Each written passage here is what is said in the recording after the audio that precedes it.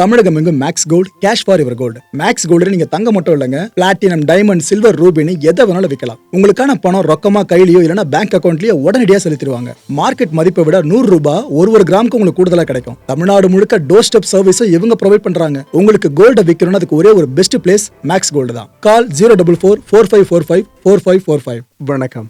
Big topic with Karthik Mayakumar. TVK திரும்ப திரும்ப திரும்ப களம் காண ஆரம்பிச்சிருக்காங்களே, அதை கரூர் துயரத்துக்கு அப்புறம் இதுல இப்ப அவங்க போய் சேர்ந்திருக்க இடம் வேலூருங்க. இதை பத்தி தான் முழுக்க முழுக்க பார்க்க போற நிகழ்ச்சிக்குள்ள போலாம். நீங்க அரசியலுக்கு வர்றதுக்கு முன்னாடி உங்ககிட்ட இருந்த சொத்து எவ்வளோ, அரசியலுக்கு வந்ததுக்கு அப்புறம் இன்னைக்கு உங்ககிட்ட இருக்கிற சொத்து எவ்வளோ, அதை ஓப்பனா டிக்ளேர் பண்ண முடியுமா?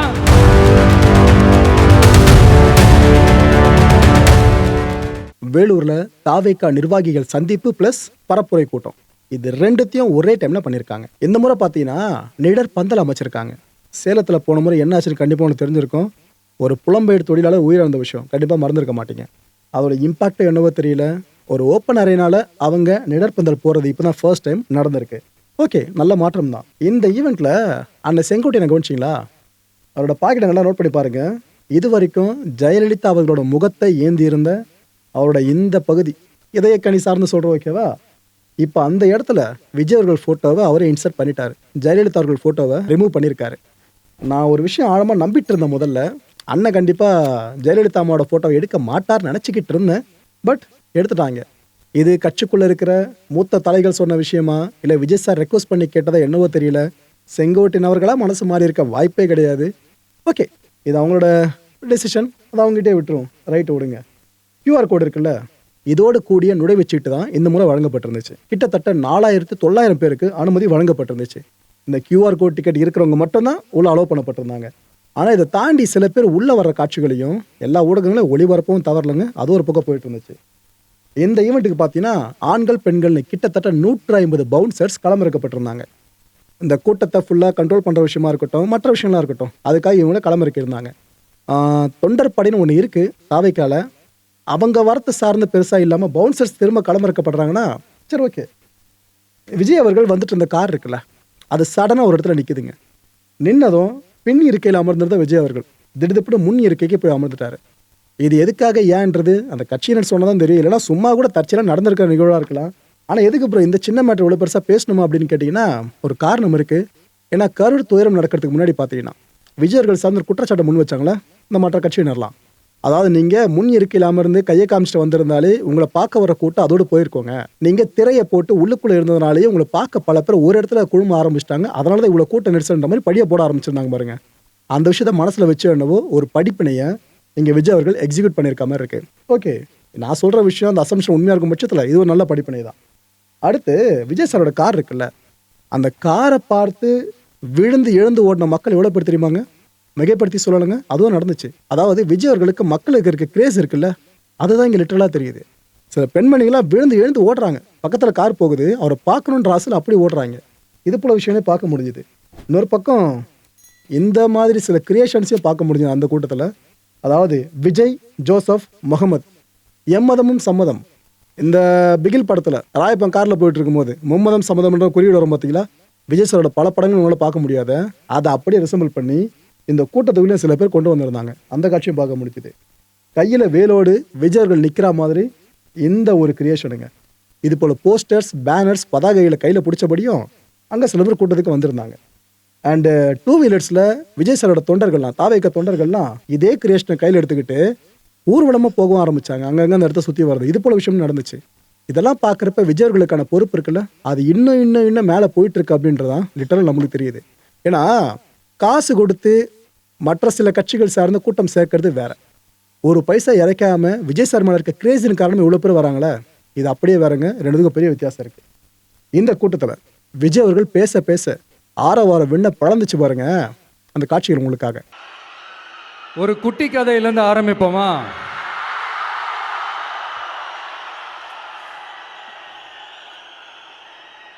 ஒரு பெரிய ஊர், ஒரு 4 ரோடு ஜாயிண்ட் ஆகிற மாதிரி ஒரு ஜங்ஷன், ஒரு பிஸியான ஏரியா, ஆள் நடமாட்டம் அதிகமாக இருக்கக்கூடிய ஒரு ஏரியா. அங்கே சென்டரில் ஒரு முரட்டு ஜல்லிக்கட்டு காலை ஒன்று நின்றுட்டு இருக்குது. காலில் மண்ணை வீசிக்கிட்டு சீறிக்கிட்டு அப்படியே நின்றுட்டு இருக்குது. யாருமே பக்கத்தில் போக முடியல. அந்த இடம் ஒரு கேஷுவலாக மாறணும் அப்படின்னா அந்த காளையை அடக்கி அமைதி ஆக்கினா தான் மறுபடியும் ஒரு பேக் டு நார்மல் சுச்சுவேஷனுக்கு அந்த இடம் மாறும். அந்த ஊரில் இருக்கிற ஒரு சில பேருக்கு மட்டும்தான் அந்த காளை அடங்கும். அவங்க யாருமே அங்கே இல்லை. ஆனால் அந்த க்ரௌடில் இருந்த ஒரு சில பேர், ஆல்ரெடி அந்த காளையை அடக்கணங்களோடு இருந்த ஒரு சில பேர், எங்களுக்கு இல்லாத அனுபவமா, நாங்க பார்க்காத காளையா,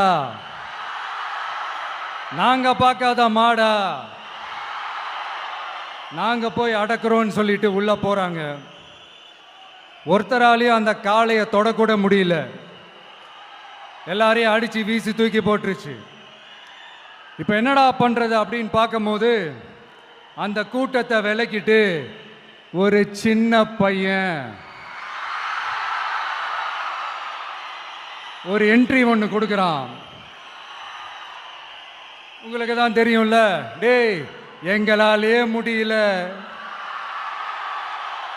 நீ எல்லாம் என்னத்தை போய் கிழிக்க போற, எங்களுக்கு அவ்வளோ அனுபவம் இருக்குது, நாங்களே அடிபட்டு ஓரமா படுத்து கிடக்கிறோம், இவன் விளையாட்டுத்தனமா ஏதோ பண்ணிட்டு கிடக்கிறான், பாவம் அந்த காளைகிட்ட போய் அடிபட்டு சாவ போறான், பச்சா பையன், அந்த பையன், இந்த பையன், அண்டர் எஸ்டிமேட் பண்றது, ஏளனமா பேசுறது, இப்படி ஒரு பக்கம்.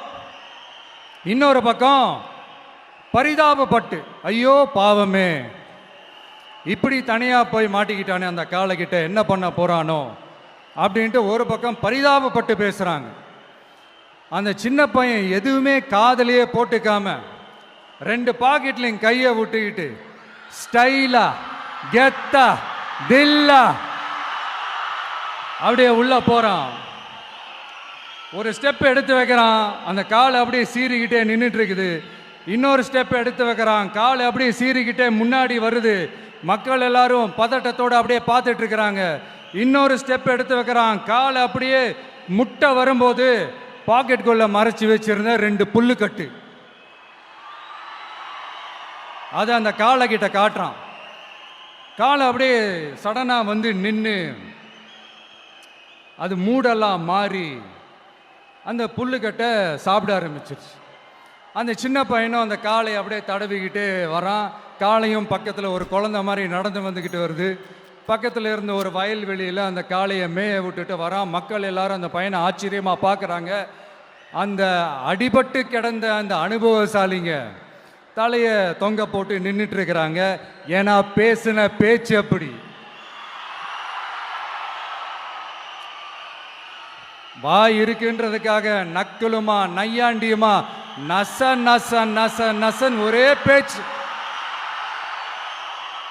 என்ன பண்றது, தலையை குனிஞ்சு அப்படியே நின்றுட்டு இருக்கிறாங்க. அங்க ஒரு பெரியவர் வர்றார். வந்து அந்த பையன்கிட்ட கேட்கிறாரு, எப்படிப்பா இப்படி ஒரு முரட்டு காலை சீறிட்டு நின்றுட்டு இருந்தது, எப்படி அந்த காலை அடக்கின அப்படின்னு கேட்டதுக்கு அந்த பையன் சொல்றான், ஐயா எனக்கு அந்த காளையை பார்த்தா கோபமா இருந்த மாதிரிலாம் எனக்கு தெரியல, அந்த காலை பசியோடு இருந்த மாதிரி இருந்தது, அதனால தான் அந்த புல்லுக்கட்டை காமிச்சவொடனே ஓகே நமக்கு தேவையானது கிடச்சிருச்சு அப்படின்னோடனே அந்த புல்லுக்கட்டை சாப்பிட்டுட்டு நம்மளோட அப்படியே ஜாலியாக வாக்கிங் வந்துருச்சு அப்படின்னு சொன்னான். இதை கேட்ட அந்த பெரியவர் சொன்னாராம், இந்த சின்னவங்க பெரியவங்க அனுபவம் இருக்கிறவங்க அனுபவம் இல்லாதவங்க இதெல்லாம் விஷயமே கிடையாது. யாராக இருந்தாலும் அந்த சூழலுக்கு ஏற்ற மாதிரி அந்த சிச்சுவேஷனுக்கு தகுந்த மாதிரி என்ன பண்ணி அந்த ப்ராப்ளமை சால்வ் பண்ணுறான், ஏது பண்ணி அந்த ப்ராப்ளமை சால்வ் பண்ணுறான், அதுதான் விஷயமே, அதுதான் மேட்ரு. ஸோ நீ சூப்பர்ப்பா, என்ன ப்ராப்ளம் வந்தாலும் நீ சால்வ் பண்ணிடுவ அப்படின்னு முதுகில் தட்டி கொடுத்துட்டு அந்த பெரியவர் போகிறார். இப்போ அந்த கதையில் அந்த முரட்டு ஜல்லிக்கட்டு காலை தான் நம்ம தமிழ்நாட்டு அரசியல் களம். அந்த பெரியவர் தான் நம்ம தமிழக மக்கள். அந்த பாக்கெட்டுக்குள்ள ஸ்டைலா தில்லா கெத்தா ஒருத்தன் உள்ள வந்தான் பாருங்க, அவன்தான்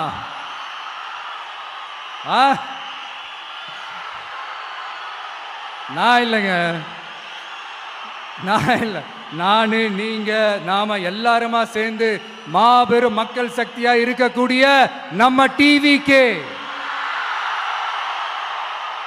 அதுதான் அந்த சின்ன பையன்.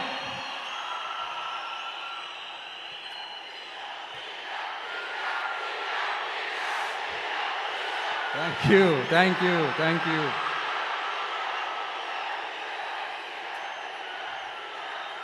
மக்களை நேசிக்கிற ஒரு நல்ல தலைமை இல்லாததுனால இத்தனை வருஷமா வேற வழி இல்லாம ஸ்டாலின் சார் கொடுத்த அந்த பொய்யான வாக்குறுதிகள் எல்லாத்தையும் நம்பி ஏமாந்த நம்ம மக்களுக்கு சரியான நேரத்தில் ஒரு வெகுஜன மக்கள் இயக்கமா வந்தது தான் நம்ம டிவிக்கு. அந்த முரட்டு ஜல்லிக்கட்டு கால கதை ஏன் சொன்னோம், எதுக்கு சொன்னோம், யார் யாருக்கெல்லாம் சொன்னோங்கிறது புரிய வேண்டியவங்களுக்கு புரியும்னு நினைக்கிறேன்.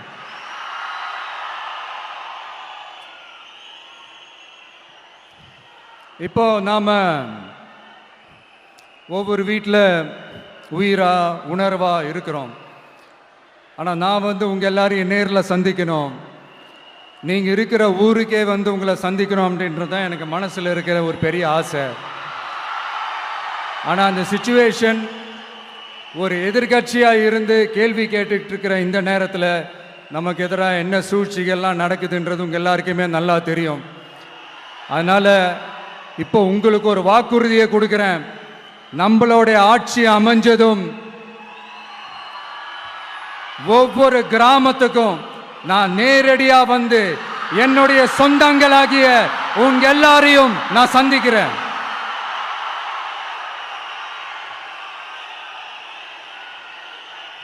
கொஞ்ச நாளைக்கு முன்னாடி நம்ம ஸ்டாலின் சார் ஒரு ஒன்று உருட்டினாரு, நீங்க கேள்விப்பட்டிருப்பீங்க. இப்போ வரப்போற எலெக்ஷன் எதுக்கான எலெக்ஷன்? நம்ம சட்டமன்ற தமிழ்நாடு சட்டசபைக்கான ஒரு தேர்தல் இல்லையா? இதே தமிழ்நாட்டுக்கும் டெல்லிக்குமான ஒரு எலெக்ஷன் அப்படின்னு சொல்றாங்க. இன்னும் கொஞ்சம் மேலே போய் தமிழ்நாட்டுக்கும் என்டிஏவுக்குமான ஒரு எலெக்ஷன் அப்படின்னு சொல்றாங்க. என்ன சார், டெல்லியில் ஏதாவது நிற்க போறீங்களா? அப்புறம் ஏன் தமிழ்நாட்டுக்கும் டெல்லிக்குமான ஒரு எலெக்ஷன் சொல்றீங்க?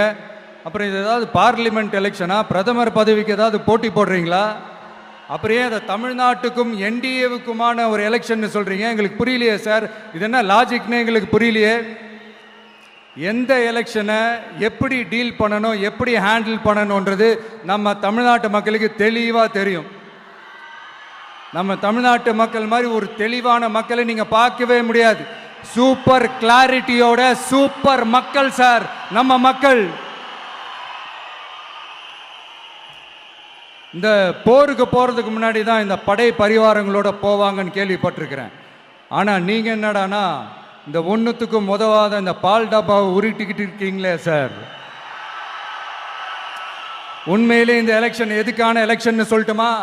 தமிழ்நாட்டு மக்களுக்கும் ஊழலுக்கும் நடக்கிற போர், தமிழ்நாட்டு மக்களுக்கும் லஞ்சத்துக்கும் நடக்கிற போர், தமிழ்நாட்டு மக்களுக்கும் இந்த நிர்வாகத்தை சரியா செய்யாத இந்த திமுக அரசுக்கும் நடக்கிற போர், அதாவது தமிழ்நாட்டு மக்களுக்கும் உங்க ஆட்சிக்கும் நடக்கிற போர், தமிழ்நாட்டு மக்களுக்கும் ஸ்டாலின் சாருக்கும் நடக்கிற போர். இன்னும் சுருக்கமா சொல்லணும்னா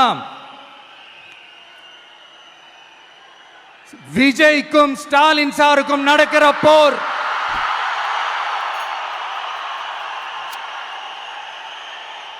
இதுக்கு நடுவுல இந்த என்டிஏ டெல்லி இதெல்லாம் என்ன லாஜிக்னே புரிய மாட்டேங்குது சார். தமிழ்நாடு தான் விஜய், இந்த விஜய் தான் தமிழ்நாடு. தூய சக்தி டிவிகேவுக்கும் தீய சக்தி டிஎம்கேவுக்கும் தான் இந்த போர். இப்படி உக்கிரமா இருக்கிற இந்த போர்ல மறுபடியும் ஒன்றுத்துக்கும் உதவாத இந்த பால் டப்பாவை உருட்டிக்கிட்டு இன்னொரு காமெடி வேற. அது என்னடானா அவரோட ஆட்சியில தான் தமிழ்நாடு சூப்பர் ஸ்டார் மாநிலமா இருக்குதான். கரெக்டு, தமிழ்நாடு சூப்பர் ஸ்டார் மாநிலம் தான். காமராஜர் அவர்கள் டைம்ல, அண்ணா அவர்கள் டைம்ல, எம்ஜிஆர் அவர்களோட ஆட்சியில. இன்னைக்கு ஒன்னுத்துக்கும் உதவாத இந்த உல்டா மாடல் ஆட்சியில தமிழ்நாடு சூப்பர் ஸ்டார் மாநிலமாலாம் ஒண்ணு இல்ல, சூப்பர் ஸ்டாண்ட் அப் காமெடிக்காரர் நடத்துற மாநிலமா மாறிடுச்சு. மக்களே, உங்களுக்காக மட்டுமே தான் வர தடைகள், சதிகள், சூழ்ச்சிகள் எல்லாத்தையும் தாண்டி இந்த 2026 இந்த தேர்தலில் டிவிக்கு தில்லா நிற்கும்.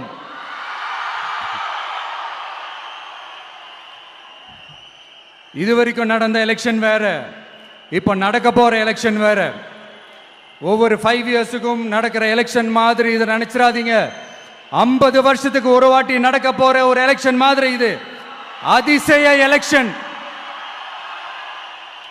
ஒரு எலெக்ஷன்ல அவங்களோட எதிரிகளை தான் எதிர்ப்பாங்க, அப்படிதான் எதிர்ப்பாங்க, அதுதான் யதார்த்தமும் கூட. ஆனா இந்த எலெக்ஷன்ல தான் ஒட்டுமொத்தமா எல்லாருமா சேர்ந்து ஒருத்தனை எதிர்க்கிறாங்க. ஒட்டுமொத்தமா எல்லாருமா சேர்ந்து இந்த விஜயை எதிர்க்கிறாங்க. ஏன்னா இந்த விஜய் ஊழலை எதிர்க்கிறான், லஞ்சத்தை எதிர்க்கிறான், மக்களோட மக்களா நிக்கிறான். அந்த மக்கள் அவன் கூட நிக்கிறாங்க. அந்த காண்டு எப்படி அந்த காண்டு தான் ஒட்டுமொத்தமா எல்லாருமா சேர்ந்து ஒருத்தனை எதிர்க்க காரணம். நீங்க எப்படி வேணா எதிர்த்துக்கங்க, ஆனா போட்டி 2 பேருக்கு நடுவுல தான். ஒண்ணு இன்னொன்னு. இந்த எலெக்ஷன் டேல மேக்சிமம் என்ன பண்ணுவீங்க? போவீங்க, ஓட்டு போடுவீங்க, வருவீங்க, அவ்வளவுதான் உங்களுடைய பார்ட்டிசிபேஷன். ஆனா இந்த எலெக்ஷன்ல நீங்க பங்கெடுத்துக்க போறீங்க. எஸ், உங்க வீட்டில் இருக்கிற ஒரு விஜய் தான், உங்க வீட்டில் இருக்கிற ஒரு விஜய் தான் வேட்பாளரா நிக்க போறாங்க. உங்க வீட்டில் நிக்கிற ஒரு வேட்பாளர்னா அப்போ உங்க வீட்டில் இருக்கிற மற்றவங்க எல்லாருமே வாக்காளர்கள் தானே. உங்க அம்மா, உங்க அப்பா, உங்க அண்ணன், உங்க தம்பி, உங்க சொந்தம் டிவிக்கே வேட்பாளர் அப்படின்னா அப்போ உங்க ஓட்டு விசில் சின்னத்துக்கு தான் எல்லாருக்குமே தெரியும். ஏன், நம்மளோட எதிரிங்களுக்கு கூட அது நல்லாவே தெரியும். அதனாலதான் நமக்கு எதிராக அவ்வளவு அவதூறு பரப்புறாங்க. என்னென்ன அவதூறு பரப்புறாங்கன்றது உங்களுக்கே நல்லா தெரியும். ஆனா அவங்களுக்கு தெரியாது, ஏன் மேல அவதூறு பரப்புனா அது மக்கள் மேல அவதூறு பரப்புற மாதிரின்னு. எனக்கு அரசியல் தெரியலன்னு சொன்னா அது மக்களுக்கு அரசியல் தெரியலன்னு சொல்ற மாதிரின்னு. என்ன அசிங்க அசிங்கமா பேசினா அது மக்கள் அசிங்க அசிங்கமா பேசுற மாதிரின்னு. எனக்கு எதிராக செய்யற ஒவ்வொரு செயலும் அது மக்களுக்கு எதிராக செய்யற செயல் அவங்களுக்கு தெரியாம போச்சு. இந்த விஜயும் மக்களும் வேறு வேறு இல்லை. இந்த விஜயும் மக்களும் ரத்தமும் சதையும் மாறி, உடலும் உயிரும் மாறி, ஒன்னிலிருந்து ஒண்ண பிரிக்கவே முடியாது. எஸ், சென்சிட்டிவான சென்டிமெண்ட், அது சென்சிட்டிவான சென்டிமெண்ட். இதை யாரும் அசைக்க முடியாது. மக்களை நேசிக்கிற விஜய் வேணுமா, மக்கள் விரோத ஆட்சி நடத்துற ஸ்டாலின் சார் வேணுமா? இந்த விஜய் நம்புறீங்களா, ஸ்டாலின் சார் நம்புறீங்களா? proof, this is the proof.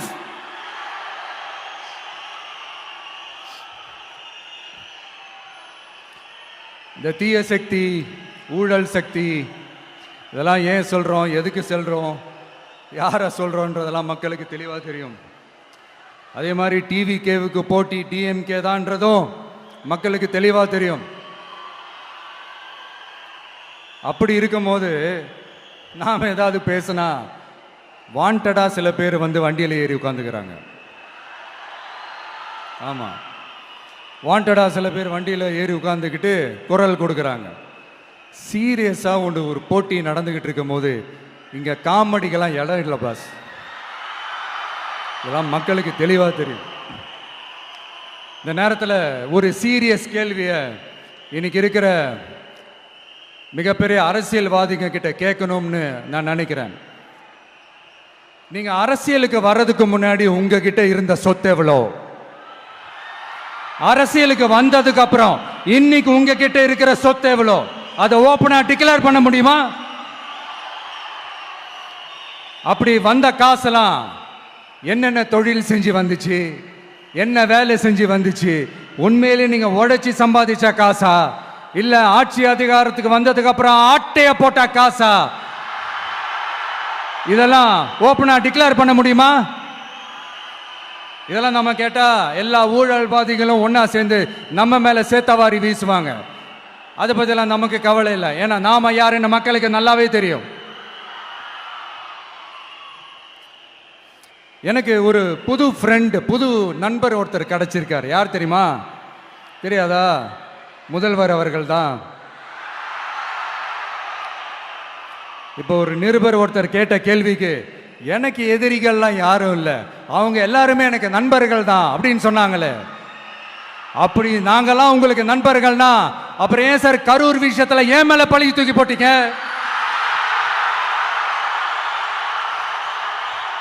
உங்களுக்கு மனசாட்சின்னு ஒண்ணு இருந்தா அப்படி பேசிருப்பீங்களா?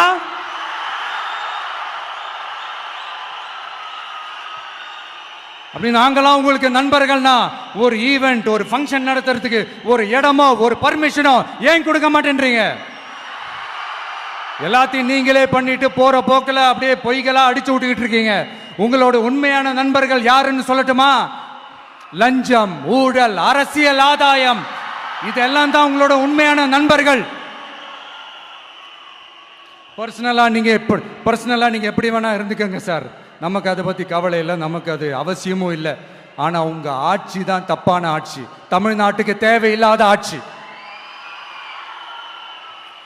கொஞ்ச நாளைக்கு முன்னாடி கற்பனையா ஒரு விஷயம் ஒன்று சொன்னேன். இந்த முதல்வர் கூட விசில் சின்னத்துக்கு தான் வாக்களிப்பாரு அப்படின்ட்டு கற்பனையா ஒன்று சொன்னேன். ஆனா இன்னைக்கு நிஜமாவே நமக்கு ஆதரவா ஒரு கோஷத்தை எழுப்பியிருக்கிறாங்க. அது என்ன தெரியுமா? எங்க வாக்கு சாவடி வெற்றி வாக்கு சாவடியா. அதுக்கு அர்த்தம் என்ன தெரியுமா? எங்க வாக்கு சாவடி விஜய் வாக்கு சாவடின்னு அர்த்தம்.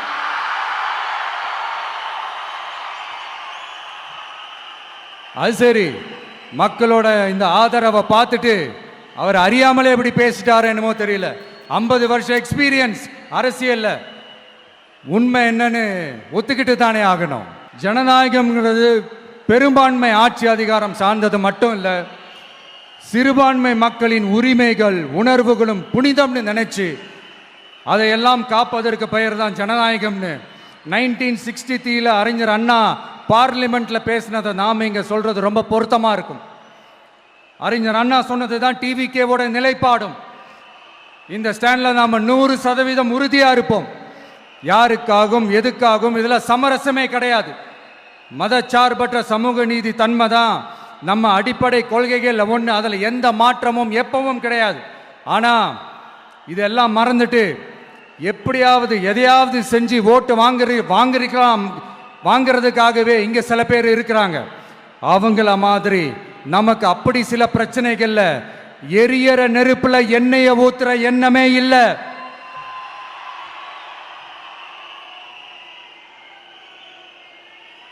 இங்க சில அரசியல் கட்சிகளும் சில அரசியல் தலைவர்களும் ஒரு சில நேரங்களில் அமைதியா இருந்தாலே போதும், ஒரு பிரச்சனையும் வராது.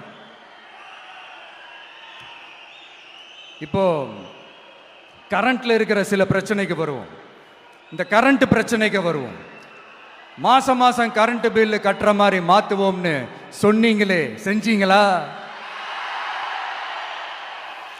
நிறைய வீடுகளில் 100 யூனிட் தான் அந்த கரண்ட்டு செலவாகுது ஒரு மாசத்துக்கு. மாசம் மாசம் நீங்க அந்த பில்லு கொடுத்தீங்கன்னா அவங்களுக்கு அது ஃப்ரீ ஆயிடும், அவங்க அந்த காசை கட்ட தேவையே இல்லை. ஆனால் 2 மாசத்துக்கு ஒரு வாட்டி அந்த பில்லு கொடுத்தீங்கன்னா, இப்போ சப்போஸ் அது 200 யூனிட்டுக்கு மேலே போச்சுன்னா அது அவங்களுக்கு ஒரு மிகப்பெரிய சுமை தானே. இது எந்த கணக்கில் எடுத்துக்கிறது? ஒரு மாதிரி ஒரு மாடர்ன் கரப்ஷன் அப்படின்னு எடுத்துக்கலாமா? அடுத்து பஸ் வசதி. நிறைய கிராமங்களில் பஸ் வசதி இல்லைன்னு சொன்னா இந்த ஒட்டுமொத்த திமுக அரசும் கத்திக்கிட்டு வந்துருவாங்க. நாங்க பஸ் விடாத கிராமங்களே இல்லை அப்படின்னு சொல்லுவாங்க. அப்படியாவது உண்மை அப்படின்னா முதல்வர் அவர்கள் கிட்ட நம்ம தங்கச்சி ஒருத்தவங்க ஒரு கேள்வி கேட்டாங்களே, எங்க ஊருக்கு ஒரு மினி பஸ்ஸாவது விடுங்க சார் அப்படின்னு கேட்டாங்களே, அது எந்த கணக்கில் எடுத்துக்கிறது? நிறைய மலை கிராமங்கள்ல பஸ் வசதி இல்லை, நிறைய மலை கிராமங்கள்ல ஹாஸ்பிட்டல் வசதி இல்லை. இது ரெண்டுமே எவ்வளவு முக்கியமான ஒரு விஷயங்கள். பஸ் வசதியும் ஹாஸ்பிட்டல் வசதியும் இல்லாததுனால வீட்டிலேயே பிரசவம் பார்க்கிற அந்த ஆபத்து இருக்குதுன்னு எவ்வளவு நியூஸ் பார்க்கிறோம். இதெல்லாம் எந்த கணக்கில் சேர்த்துக்கிறது? அடுத்து இது எல்லா மீட்டிங்லையும் பேசுறதுதான், பெண்களுக்கு பாதுகாப்பு நம்பர் 1 இருக்குது தமிழ்நாட்டில் அப்படின்னு சொல்றாங்க. அப்புறம் அது என்ன வி சேஃப் மாடலா? பெண்கள் என்ன சொல்றாங்க தெரியுமா? அது வி சேஃப் மாடல் இல்ல, வி ஆர் நாட் சேஃப் மாடல்னு சொல்றாங்க. இப்படி இருக்கிறப்போ தமிழ்நாட்டில் எங்க போனாலும் பெண்களுக்கு பாதுகாப்பு அப்படியே கொட்டி கிடக்குதான். இப்படி சொன்னா எப்படி சார்? கேட்கிறவங்க என்ன கேசரி சாப்பிட்றாங்க நினைச்சீங்களா?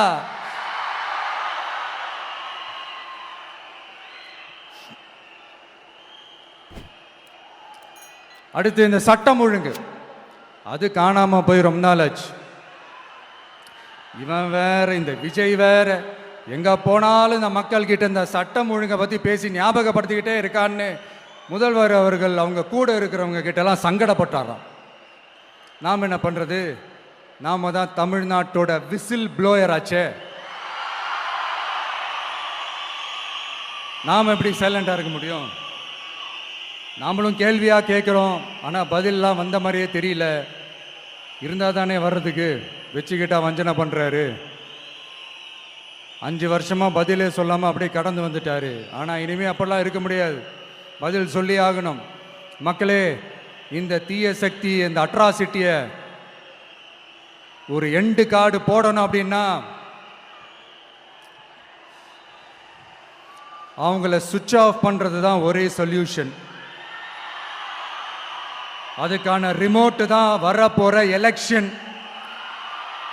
அந்த ரிமோட்ல நீங்க அழுத்த வேண்டியது ஒரே ஒரு ஆப்ஷன், அதுதான் நம்ம விசில் சின்னத்தோட பட்டன். இத 4 விஷயத்தை நீங்க செஞ்சாலே போதும். ஒவ்வொரு இவிஎம் மிஷின்லயும் விசில் சின்னத்துக்கு நேரா இருக்கிற அந்த பட்டனை பச்சக்கு பச்சக்கு பச்சக்குன்னு ஒரு அழுத்துங்க. எப்படி? அவ்வளவுதான். நாம காஞ்சிபுரத்தில் பேசும்போது நம்மளுடைய விஷன் என்னன்னு சொன்னோம். இப்போ அதனுடைய கண்டினியூஷனா சில விஷயங்கள் இங்க நான் சொல்லணும்னு ஆசைப்படுறேன். இப்பவும் சொல்றேன், உறுதியா சொல்றேன், சத்தியமா சொல்றேன். பெண்கள், பெண் குழந்தைகள், ஆண் குழந்தைகள் பாதுகாப்பு நம்ம ஆட்சியில் நம்பர் 1 இருக்கும்.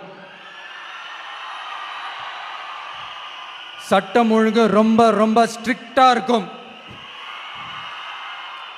அரசு பள்ளிக்கூடங்களும் கல்லூரிகளும் முதல் தரமா இருக்கும்.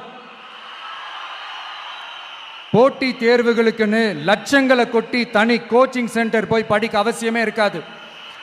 ஏன்னா கவர்மெண்ட் ஸ்கூல், காலேஜ் சிலபஸே போட்டி தேர்வுகளை ஈஸியா சந்திக்கிற வகையில் அந்த ஸ்டாண்டர்டுக்கு ஏத்த மாதிரி அமைக்கப்படும். உயர்நிலை பள்ளி பாடத்திட்டங்களிலேயே அடிப்படை அரசியல் சாசன சட்டம் சேர்க்கப்படும். மாநில மற்றும் ஒன்றிய அரசு அலுவலகங்கள், வங்கிகளின் செயல்பாடுகள் மற்றும் அவற்றை அணுகும் முறை குறித்து மாணவர்களுக்கு தெளிவான புரிதலை ஏற்படுத்தும் வகையில் தேர்வுகள் அற்ற செயல்முறை பாடமாக கற்பிக்கப்படும். இந்தியா முழுக்க உள்ள ஒன்றிய அரசு சார்ந்த கல்வி நிலையங்கள் மற்றும் அதன் சேர்க்கை அட்மிஷன் குறித்து புரிதலும் தெளிவும் மாணவர்களுக்கு உருவாக்கப்படும். அனைத்து அரசு பள்ளிகளிலும் பெண் குழந்தைகளுக்கு சுத்தமான, சுகாதாரமான மற்றும் தரமான கதவுகள் பொருத்தப்பட்ட ரெஸ்ட் ரூம்கள் அமைப்பது உறுதி செய்யப்படும்.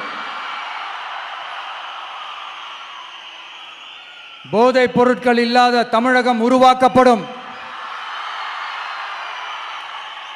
மாவட்ட கலெக்டர்கள் மற்றும் எஸ்பிக்களில் சரி பாதி பெண்களாக இருக்கும்படி செய்வோம். மலை கிராமங்களில் அரசு ஆரம்ப சுகாதார நிலையங்கள் பிரசவம் பார்க்கும் வசதியுடன் அமைக்கப்படும். பஸ் போக்குவரத்து இல்லாத கிராமங்கள் மற்றும் மலை கிராமங்களே இல்லை என்ற நிலை உருவாக்கப்படும்.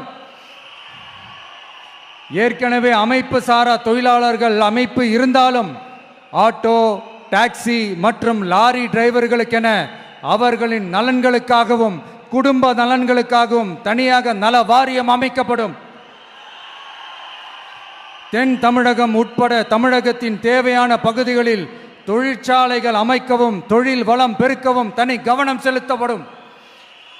விவசாயிகள், மீனவர்கள் மற்றும் நெசவாளர்களின் கருத்துக்களை அறிந்து அவர்களுக்கான திட்டங்கள் காலத்தின் தேவைக்கேற்ப உருவாக்கப்படும். இப்போ நம்ம ஸ்டாலின் சார் அறிவாலயம் பக்கத்தில் யார் நடந்து போனாலும், அறிவாலயம் பக்கத்தில் யார் நிழலுக்கு ஒதுங்கினாலும் கூட்டணியில் சேர்த்துக்கிறார். அந்த வச்சிருக்கிற பணத்தில் ஒரு பங்கு ஒன்று கொடுத்து, அதுக்கு பேர் கல்லாப்பெட்டி கூட்டணின்னு வச்சிருக்கிறேன். அந்த கல்லாப்பெட்டி கூட்டணியை ரொம்ப கஷ்டப்பட்டு சேர்த்துருக்கிறார். ஆனால் அவருக்கு நான் சொல்கிறேன், இந்த அறத பழைய கூட்டணி கணக்குகளோ இந்த கொள்ளையடிச்ச பணத்தையே வச்சு எங்கள் மக்களை ஏமாற்றி எல்லாம் ஜெயிக்க முடியாது. ஏன்னா இது மாபெரும் மக்கள் சக்தியான வித்தியாசமான விசில் புரட்சி எலெக்ஷன்.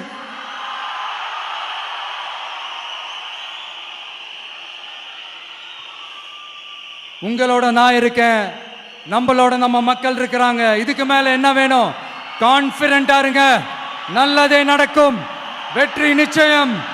மீண்டும் சந்திக்கும் வரை நன்றி, வணக்கம். என் நண்பர்களே, ஒரு சின்ன ரிக்வெஸ்ட். நான் திருப்பி இங்கிருந்து 4 hours சென்னைக்கு போகணும். தயவு செஞ்சு யாரும் என் வண்டிக்கு பின்னாடியோ என் வண்டி சைட்லேயோ பைக்கில் வராதிங்க. உங்களை நான் கெஞ்சி கேட்டுக்கிறேன். தேங்க்யூ. மக்களே, இந்த கான்டென்ட்டை பொறுத்த வரைக்கும் மனசில் ஒரு வினா இருக்கு. முடிஞ்சதுக்கான பதில்களை கீழே கமெண்ட் செக்ஷனில் கமெண்ட் லீவ் பண்ணுங்க. இந்த எலெக்ஷனை பொறுத்த வரைக்கும் டிவிகே வர்சஸ் டிஎம்கேவா, அப்படி இல்லைனா டிவிகே வர்சஸ் என்டிகேவா? அடுத்த நிகழ்ச்சி சந்திக்கலாம். நன்றி, வணக்கம். தமிழகம் எங்கும் Max gold, cash for your gold. Max gold நீங்க தங்க மட்டும் இல்லைங்க, பிளாட்டினம், டைமண்ட், சில்வர், ரூபினி எதை வேணாலும் விற்கலாம். உங்களுக்கான பணம் ரொக்கமா கையிலயோ இல்லைன்னா பேங்க் அக்கௌண்ட்லயோ உடனடியாக செலுத்திடுவாங்க. மார்க்கெட் மதிப்பை விட 100 ரூபாய் ஒரு கிராமுக்கு உங்களுக்கு கூடுதலாக கிடைக்கும். தமிழ்நாடு முழுக்க டோர் ஸ்டெப் சர்வீஸை இவங்க ப்ரொவைட் பண்றாங்க. உங்களுக்கு கோல்டை விற்கணும்னு அதுக்கு ஒரே ஒரு பெஸ்ட் பிளேஸ் மேக்ஸ் கோல்டு தான். கால் 04445454545. என் அன்பார்ந்த மாயம் ஸ்டுடியோஸ் நேயர்களே, மாயம் பக்தின்னு ஆன்மீகத்துக்காக பிரத்யேகமா ஒரு சேனலை கொண்டு வந்திருக்கோம். மறக்காம சப்ஸ்கிரைப் பண்ணி அந்த சேனலுக்கு உங்களோட ஆதரவை மனப்பூர்வமாக தெரிவிங்க. வணக்கம் மாயம் ஸ்டுடியோஸ் நண்பர்களே. மாயம் ட்ரெண்ட்ஸ் அப்படின்ற ஒரு புதிய ஃபேஸ்புக் பேஜை ஓப்பன் பண்ணியிருக்கோம். நீங்கள் யூடியூப்பில் பார்த்துட்டு இருக்கீங்களா நம்மளோட கான்டென்ட்ஸ்லாம். இதெல்லாம் விட ஒரு படி மேலே ரொம்ப கிறிஸ்பாகவும் ரொம்ப சூப்பராகவும் நிறைய கான்டென்ட்ஸ் உங்களுக்கு இந்த பேஜில் காத்துட்ருக்குங்க. ஸோ உடனடியாக ஃபேஸ்புக் பிளாட்ஃபார்ம் போங்க, மாயம் ட்ரெண்ட்ஸ்னு டைப் பண்ணி சர்ச் பண்ணி நம்ம பேஜை ஃபாலோ பண்ணுங்கள். அப்படியே நம்ம சேனலையும் நீங்கள் சப்ஸ்கிரைப் பண்ணிட்டீங்க அப்படின்னா இன்னும் நிறைய புது கான்டென்ட்ஸை உங்களுக்காக ப்ரொடியூஸ் பண்ணி கொடுத்துக்கிட்டே இருப்பாங்க. நீங்கள் பண்ணுற ஒவ்வொரு சப்ஸ்கிரிப்ஷனும் எங்களுக்கு பெரிய மோட்டிவேஷனாக அமையும்.